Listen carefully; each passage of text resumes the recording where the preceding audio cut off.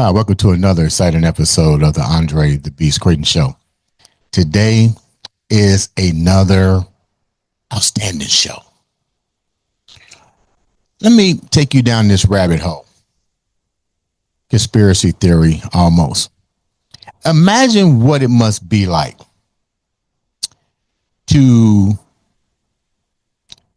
be a victim and then later be accused as the one who started the altercation.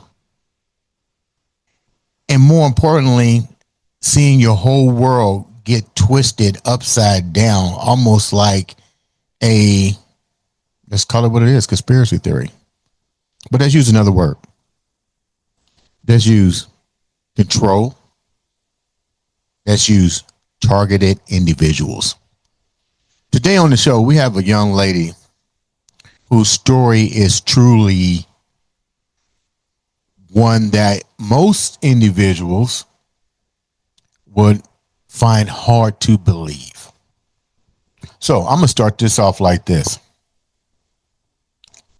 Listen with compassion. Put yourself in her shoes and ask yourself the most important question of all. What would you do if it was you? Today on the show, we have the new podcast that's taken the social media by storm. A podcast based on a true story from the best-selling book, Unveiling Shadows. The author is here today to tell us how all of this unveiling had come to life. I'd like to welcome Kimberly Mosby to the show. Welcome up, Kimberly. Thank you so much for having me. I'm so excited to be here. Let's start from the beginning. Who is Kimberly Mosby? Well, I am very self-sufficient, very independent. I grew up in Salt Lake City, Utah. I opened two companies. The company I still have is called Gateway Title Insurance Agency. So I've owned this company for 14 years. It's a real estate company. I put myself through school to get here, worked a full-time job, went to school full-time, raised three kids full-time by myself. And I worked for First American Title Insurance Agency, and I was their cash cow. But when the credit crisis hit in 2008, 2009, they wanted to cut my commissions and have me work 5 days a week and only get paid for 4. So during that time, I had built up my clientele.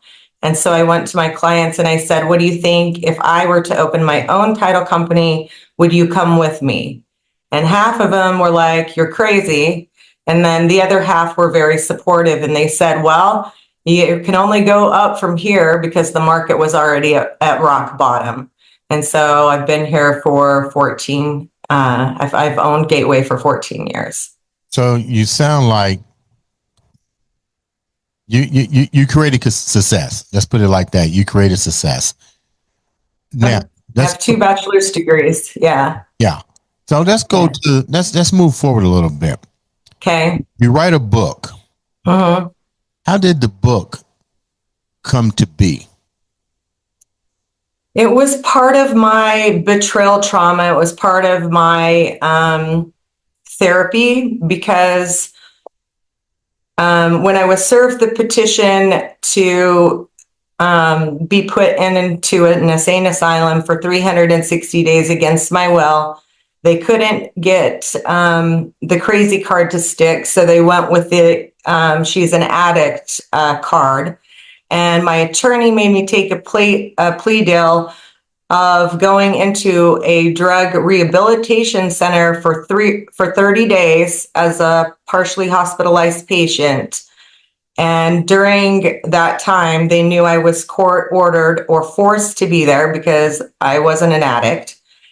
And so my therapist in that program is my therapist today. And so she said, you have to get pen to paper, Kim, because if you don't, you're not going to make it through this. It's going to be part of the process. If you want to write a book about it, she said, I think that's great. But we also do EMDR therapy, which is trauma-based therapy. It allows me to talk about the situation without getting overly emotional about it.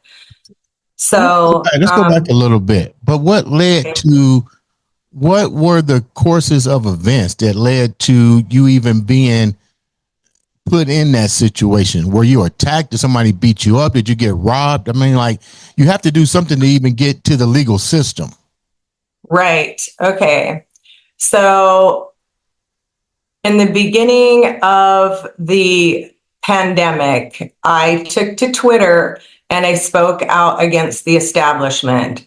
So I basically said Bill Gates, the WHO, and the WEF don't have the right to dictate my health rights, right? So I didn't get the vaccination. And that's when things got really heated between my parents and I, because they were pushing me to get it. And I kept telling them, no, I don't even get the flu vax. So why would I stick that in my body? And they haven't even tested it. So we would get in arguments in restaurants, in public places, them trying to force me to take it. And I would not comply. And then that's when things started going downhill. So my aunt and uncle and I were the only three in our family that didn't get the COVID vaccination. And then we started becoming ostracized. Hold down a minute, Kim. This sounds crazy as hell. I don't know, from the family. So you're a grown ass woman. I know. And nobody got me here but me.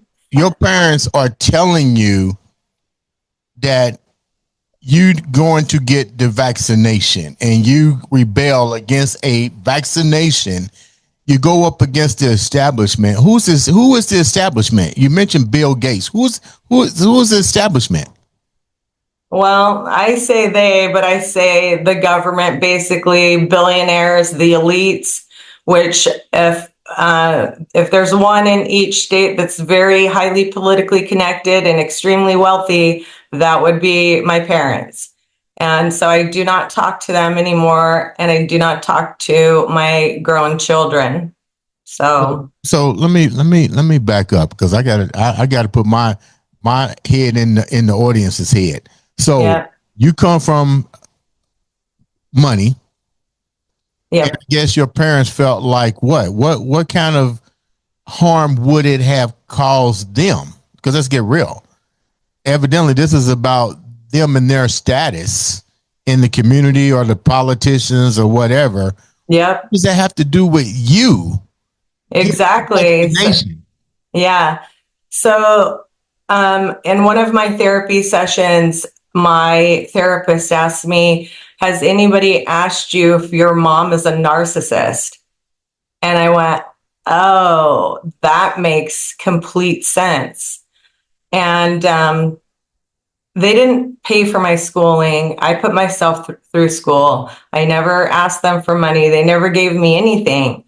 But I think what was happening was my two adult children were telling my parents that I was doing all of this stuff and that I was going to lose my business and that I was going to lose my house.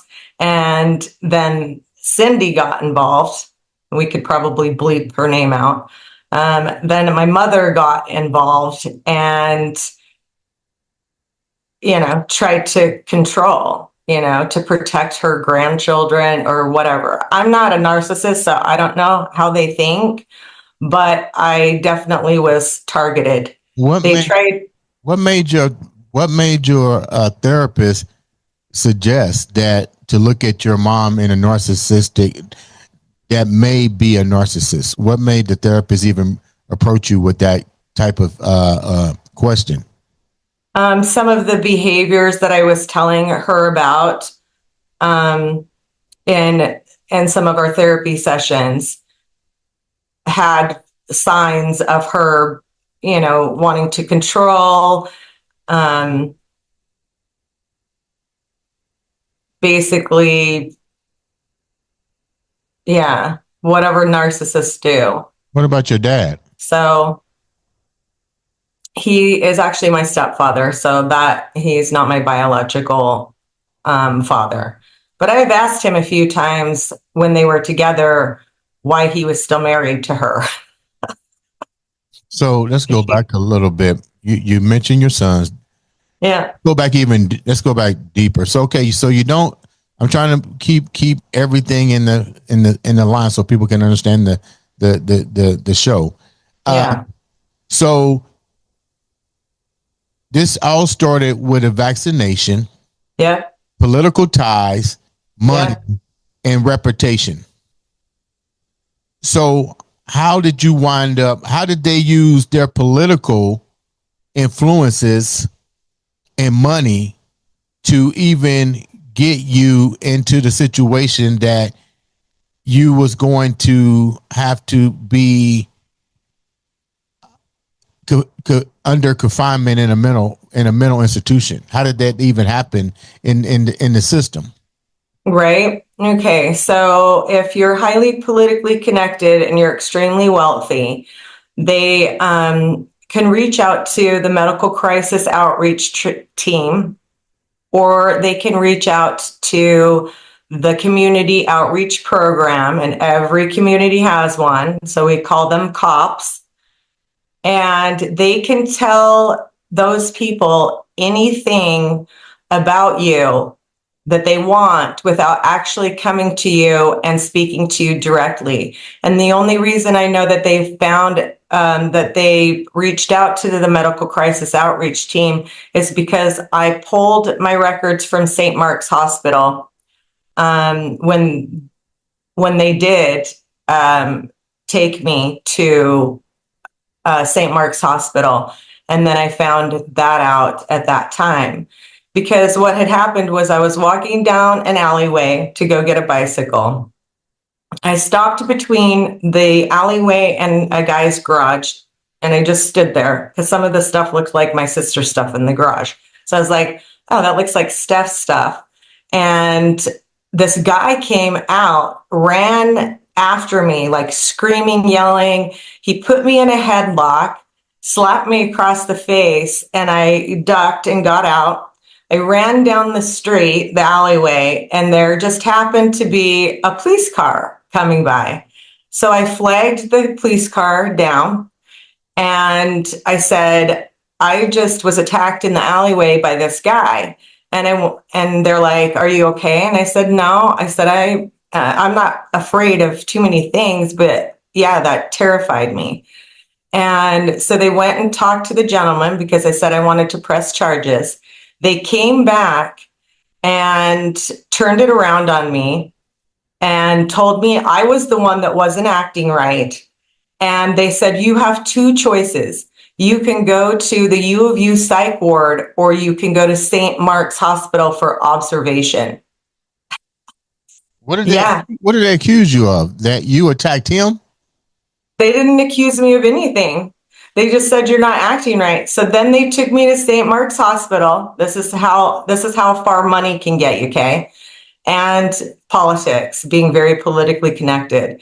And they kept me there for 9 hours. And I kept telling them, you're holding me here against my will. I want to go. You are taking away my civil rights, and I don't need to be here. So about the 9th hour, I ran out the door or tried to run.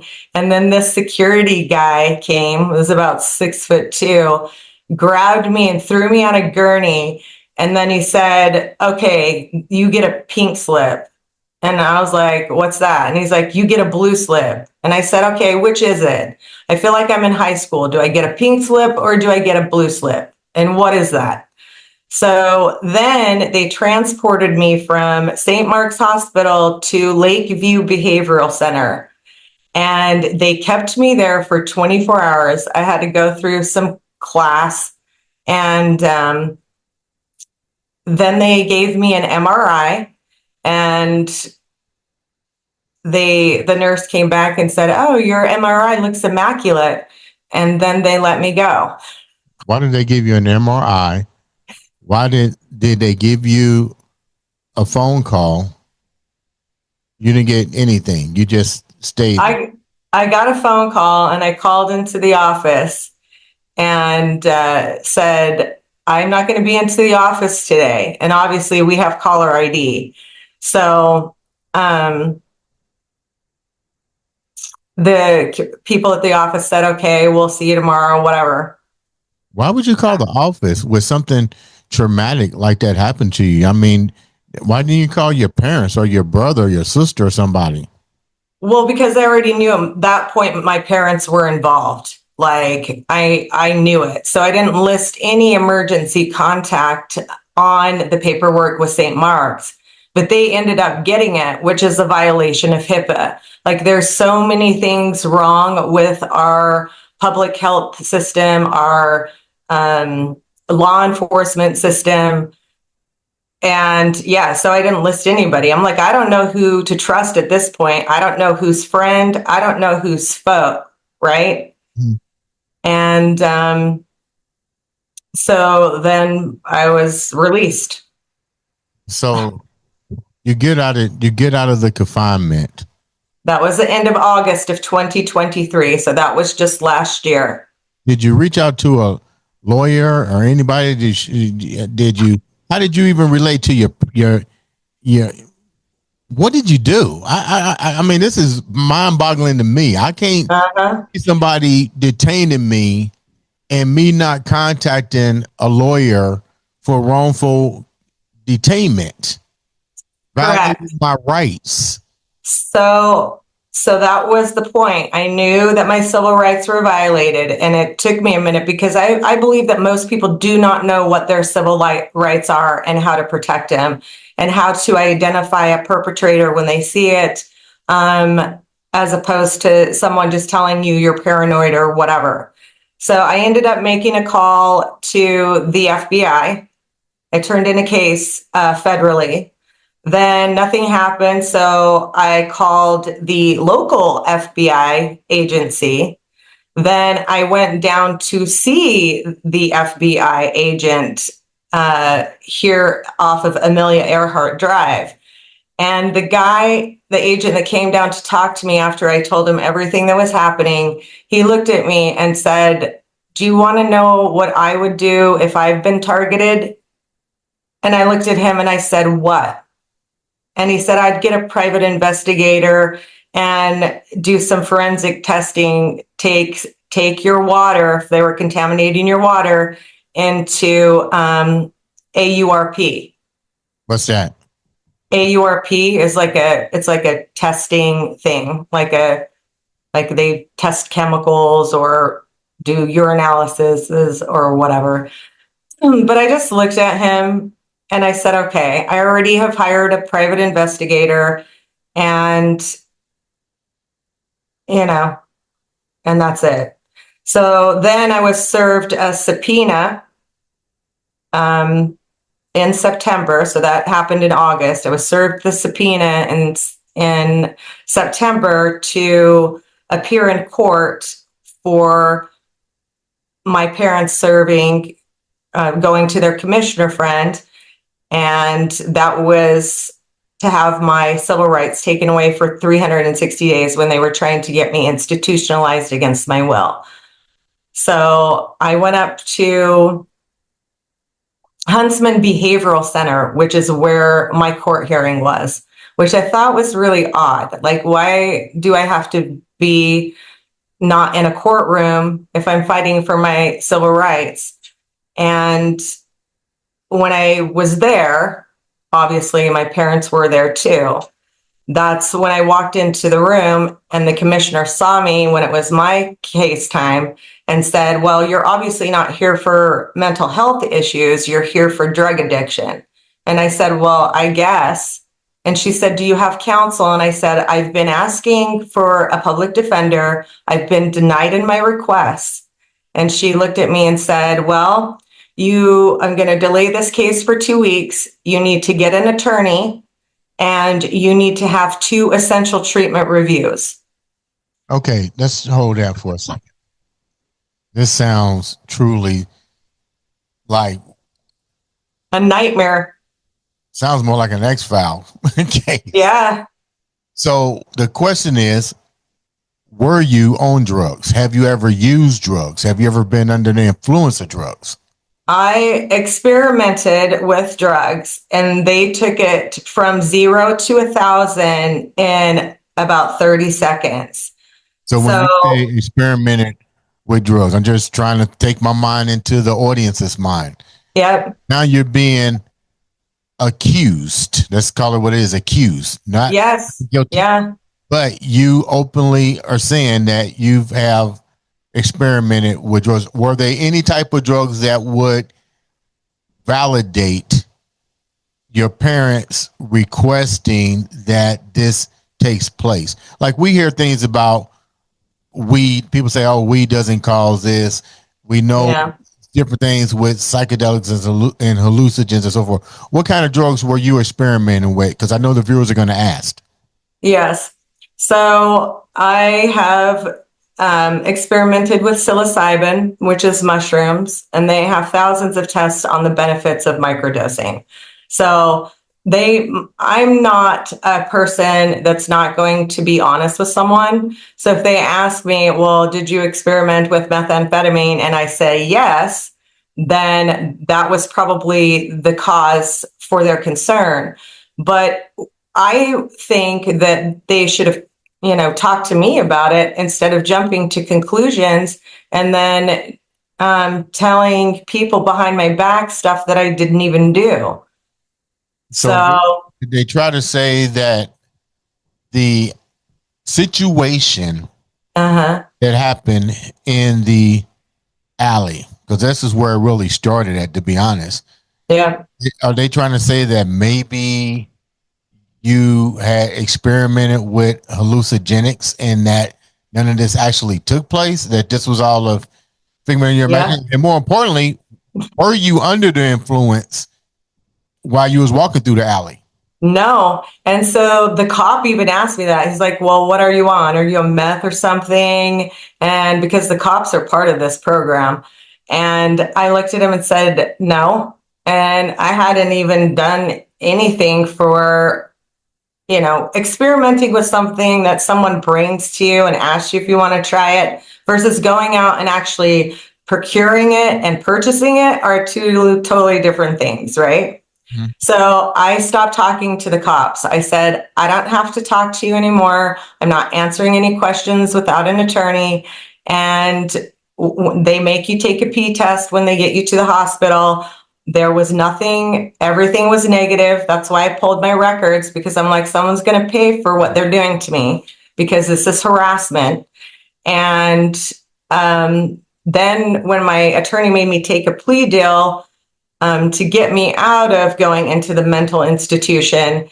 What grounds did they even have to put you in there? This is right now, this is all hearsay. Yes, that's exactly right. Well, I'm not a lawyer, so I'm just assuming this is hearsay because you just said you did test and you came back negative. So basically, this is hearsay. They're going by. Let me rephrase. How do you know that it was your parents in the system or the what did you call it? The organization that the establishment that whose hand was in the mix? Because right now you don't even know where this information is coming from. Right now you're just dealing with the fact that 2 police officers bring you went to jail, right?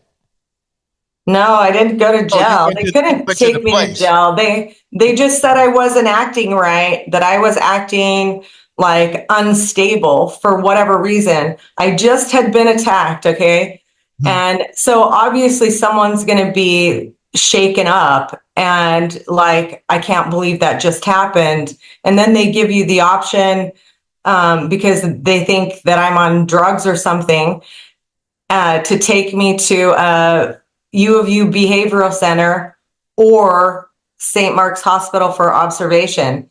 And I just knew at that point it was, like a game, like it was like a Hunger Game. So now So you I end just, up getting served from your parents, and you're in front of the courts, and the courts give you the option of taking a plea agreement. And a plea agreement is either go to the place for so many days or get treatment. Is that what it was? well, so I went to the first hearing and the commissioner said to me, I'm going to delay this case for 2 weeks. You need to obtain counsel, which means get legal representation, and you need to have 2 essential treatment reviews. So that means I had to go to psychologists to have them like deem me sane, and my attorney's retainer was 30,000, and the first essential treatment review was $4,000, and that was from a medical psychologist. And then the second one, I had to hurry and do because I only had 10 days to get all this stuff together. So I did all of that. You had this kind of money? That's a lot of money. It's a lot of money. And I knew that I wasn't the only person that this happened to. There are many people out there that didn't have the mental fortitude or the financial means to fight it. And then that became my call of action to bring awareness to this nefarious program. So it's yeah, like. Didn't you ask for a public defender at first with the judge, and he didn't? Why did he not deem you a public defender? Did he know your financial? What was your financial resources? Did you have the money? Yeah, I am very good at saving, and it's a good thing. But yeah. So you Like, wind up spending the $40,000 for the attorneys, and you still wind up taking a plea agreement. I don't understand how that could even plan out with that kind of money. I told him that I didn't want to, but he was like, it's best if you keep yourself out of the courtroom as much as possible. So let's go ahead and do their plea deal that their attorney, because my parents' attorney was asking for this. So they're like, they want you to go into an addiction recovery center for 45 days. I said, look, I'm not going to do that. I'm trying to run a business. They're taking time away from me being able to do that. And I said, I'll do a 30-day program, but the only 30-day program they had was being a partially hospitalized patient in an addiction recovery center for 30 days. So my parents just kept pushing. And my aunt and uncle were like, why won't they just let this go? Why aren't they talking to you about this, first of all? Why are they assuming all of this stuff? And yeah. So that's a very good question. Even I, to this day, am wondering. So I'm trying to understand what was the bigger picture here, because I just find it, and nobody knows the story better than you. That's why you wrote that's why you got the podcast. I'm on the outside looking in, but based on the story that you're telling me, it has to be more than just somebody coming after you because you didn't take a COVID test. I mean, to me, COVID shot. Yeah. COVID shot. I mean, like, what do you really think the big picture was here? Why was you targeted? Because it just doesn't add up that somebody would go out of their way to try to put you in a mental hospital. Yeah.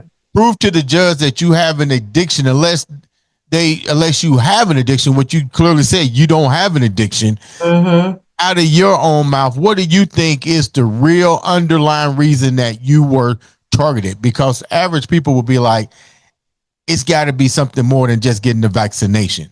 Are your parents afraid you're going to take some money from them? Do they got hidden secrets that only you know about, or what? They wanted, I think that they knew during this process of not complying, okay, they wanted me out of the way and they wanted me to STFU. And I would not do either. What? STF, ST. FU? Yeah, what is that? It means shut the fuck up. They wanted me to shut the fuck up. But shut the fuck up for what? What did you have on them that they wanted you to shut up? It can't be just a COVID shot. Right? I'm not sure, but I wouldn't comply, and they were trying to make me. And if one of your parents is a narcissist and you're not doing what they want you to do, then they're going to force you to do it. And they'll take any means necessary to do that. Do you have? And so I got a good therapist and a book out of the deal. So I had to remain positive about the whole situation. And instead of calling it group therapy, when I would have to be there 4 hours a day for 30 days, I referred to it as class, and tried to get the best, tried to remain optimistic and learn stuff during the process. What do you think? I mean, when you say shut the fuck up, I mean, you've been in therapy long enough and working with your therapist and stuff. I mean, yeah. And so that's the thing. I've been in therapy. None of these other people go to therapy. And the reason I was in therapy is because I lost my daughter 9 years ago to metastasized breast cancer when she was 23 years old. And I took care of her and watched her suffer for 4 years while taking care of her until she passed away. So if there were any time in my whole life that I was going to become a drug addict, it would have been after I lost her. is that what they was trying to use against you? The fact that you had lost your daughter, and that was the reason why they suspected that you may be under the influence most of the time? That's a possibility. But the other portion of that is 2 years into COVID, or I call it the pandemic. Interest rates went from 3 to 6% in 1 week. And my business came to a screeching halt, basically. And there's not one mortgage person or real estate agent or title business owner that will tell you the same thing. There were probably a lot of people that went out of business. But I'm a working owner, so thank goodness for that. How do you recover? I mean, you wrote a book. I wrote a book, yeah. Did the podcast. How are you changing your life around? And more importantly, do you still consider yourself a targeted individual? Yes, because targeted individual they'll use several different modes. So they'll do 24/7 surveillance.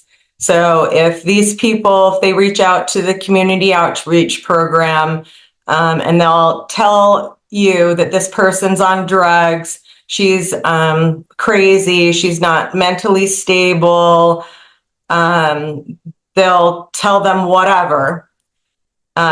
So with the 24-hour surveillance, the physical attack in the alleyway, they'll do targeted noise harassment with like really loud mufflers to try to intimidate you, to get you to break emotionally and psychologically, which is what I told that private investigator. I said, look, I'm a target. They are trying to basically break me down mentally. And I said, do you know what that's like? They do it in the military all the time. And he says, no, they don't. And I said, yeah, they do. They put you in the military, they break you down to your lowest form, and then they try to rebuild you. And I'm here to tell you that there is not one or very many military personnel that could have gone through what I have gone through and come out the other side okay. Before we wrap up, Mm-hmm. I'm still trying to get a little bit of clarity. Why you? Why were you the targeted individual? That's what I'm trying to get some clarity on. Why do you think it was you? You said you shut the fuck up. That's deep when somebody says shut the fuck up. Yep. All these people in your family to Turn against me. turn against you, It you did. gotta have some there. You gotta have some ideal of what the bigger picture. I mean, this almost sounds like a Aaron the Mendez murders. The only difference is there's no murder here. I mean, is it Yep. protecting the family wealth? Are you going to destroy their wealth, their finances? I mean, what do you really think it is? My uncle, which is my mom's youngest brother, said to me on the phone, he said, I could see your mom doing that. Like if your two kids were telling your parents that you were using drugs, then I could see her saying, well, no kid of mine is going to be on drugs. And I said, but that's the dumbest decision ever. I said, because once you do that and you serve me a petition to have me put away in a mental institution for 360 days against my will, that court record is public documentation. And I said, and these people didn't even come and talk to me, but everybody turned away from me. Like they wiped out my whole inner circle. You started a podcast to help other individuals to come and tell their story. So I take it this isn't an isolated incident. Since you launched your podcast, you have had other individuals to come and share their stories. How widespread and is this? And I'm going to say it's ridiculous because it can probably happen to anybody. So I'm not going to say it's ridiculous. Yeah. Everybody has a different story, and I'm pretty sure they shared that on your platform that you have called Unveiling Shadows Podcast. But how rampant is it now that individuals are being targeted, and what are some of the reasons that people would be targeted? So I think that during my research, there are over 240 websites about being targeted individuals, being part of the government targeted program. It has to do with PSYOPs, COINTELPRO. And I believe that probably 75% of the population, they don't know that they're targeted, even though they are. They just think that their life took a really bad turn or many bad turns. And so I tell people there are two things that people can watch to get a better grasp of my story. There is a Netflix series called The Program, and it's about a 3 hour, one hour for three, 1 hour series for three series. And that the program is basically where parents are told that their children are on drugs. They're coerced into putting these children or teenagers into these institutions where they're abused physically, mentally, verbally. And that ends up back at a billionaire's ranch in the state of Utah, in southern Utah. And then they could watch the movie called I Care a Lot. And I Care a Lot is a true story about asset stripping, but they're doing it to elderly people who are fully sufficient. These people will go in, lawyers will go into the court. They'll get granted executor of the state because they're telling the court or the judge that these older people don't know what they're doing. They're suffering from dementia. Yeah, And then they'll be granted executor of their estate. They can sell off all of their assets and then put them into an old folks home. So if people on this podcast are listening, if they watch those two movies and you combine them, then you would understand my story. You know what? I find it, I'm not going to say I find it hard to believe, because A lot of people say that. Hollywood puts it out there in plain sight. I've heard of the asset stripping with older individuals. If that can happen, your story stands just as much truth to it as well. How can the viewers reach out to you and understand and reach and be a part of your podcast platform if they're suffering or they know somebody that's going through this situation that you went through? So if you go to my website, unveilingshadows.com, it has all of my social media handles on there. It'll allow you to schedule a podcast with me. It has a resource page for targeted individuals and a bunch of links to where you can go and do your research. And I just tell people to stay strong, because basically, if you have a master and slave society and you've got people with money that are sitting in the middle class and you want to control them to create a one world order, then you're going to wipe out the middle class first. Deflecting the attention somewhere else. Deep. Thank you so much for taking the time to come on the show. Guys, reach out, support, do your own research. Make sure you support her. And like I said, this is her story. It could happen to you. Don't say it couldn't, because it could happen to you. Yeah.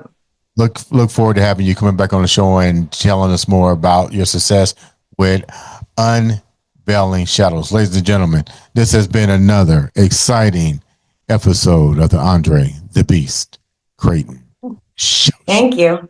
Stay strong.